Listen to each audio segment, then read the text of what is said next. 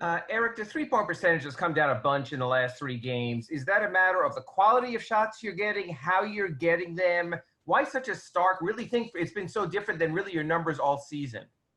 Well, they're very good at defending the three-point line.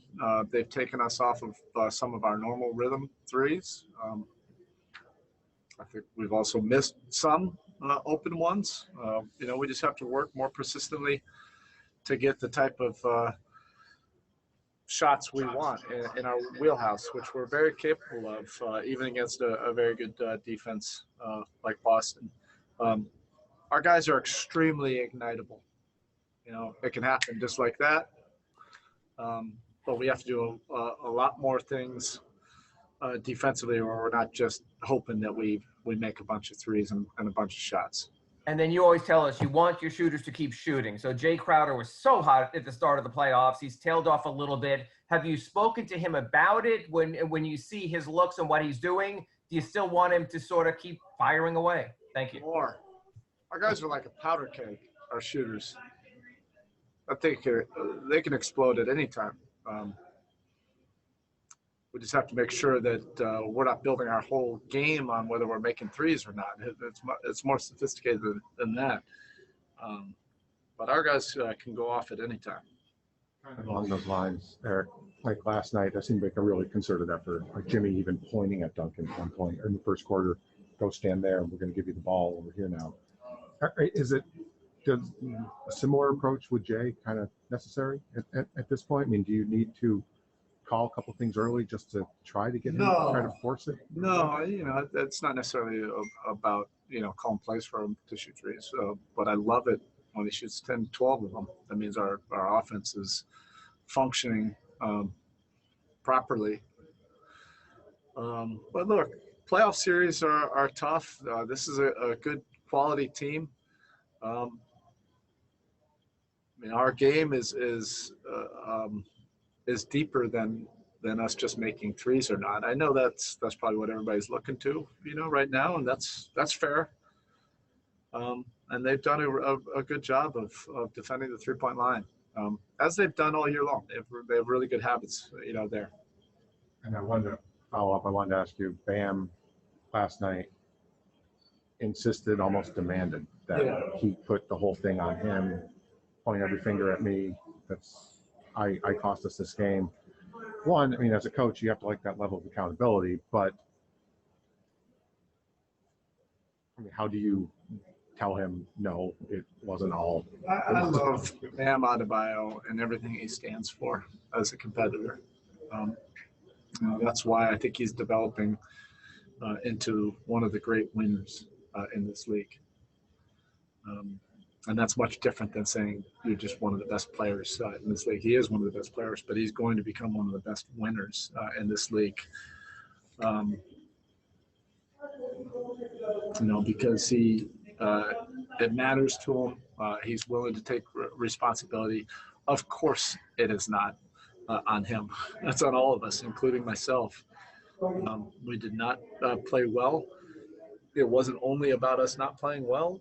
Boston, they were very good, and they got us out of, some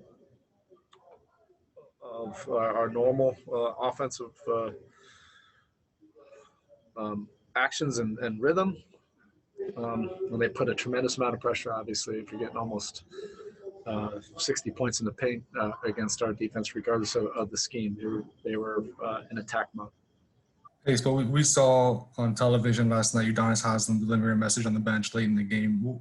How much does it help? And you've talked about it before, but how much does it help to have guys like UD and Andre, two guys who have been, I guess the only two guys in the roster have been in the finals in these moments, in these closeout games where it's going to be tough? Yeah, it's tough both ways.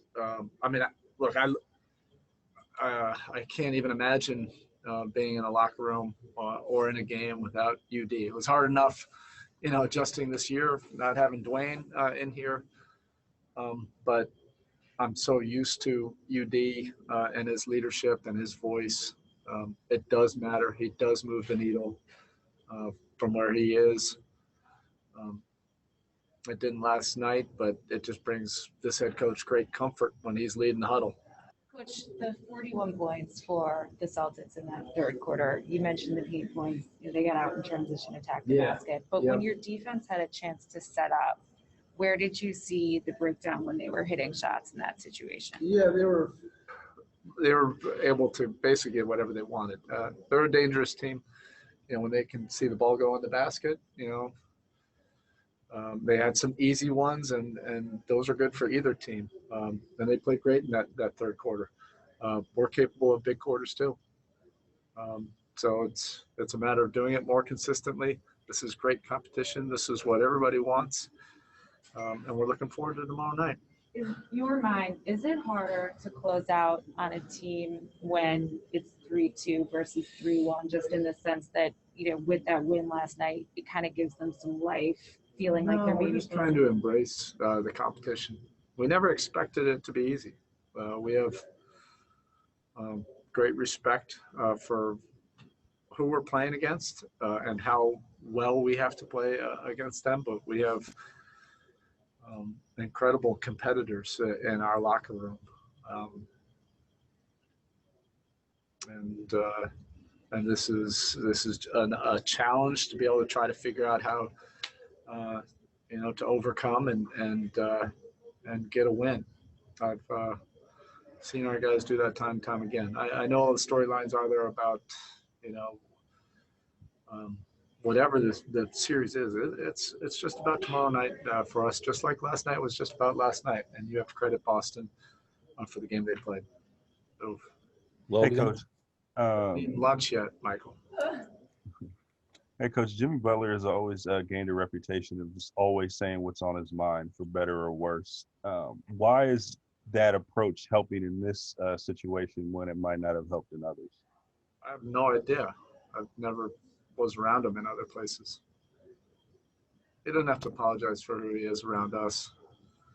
And if he screams and yells and snaps at us, we don't take it personal. That's our language. Kind of like it like that. All right, Spo, that's it. Thank you, Thank sir. you. Appreciate it. Well,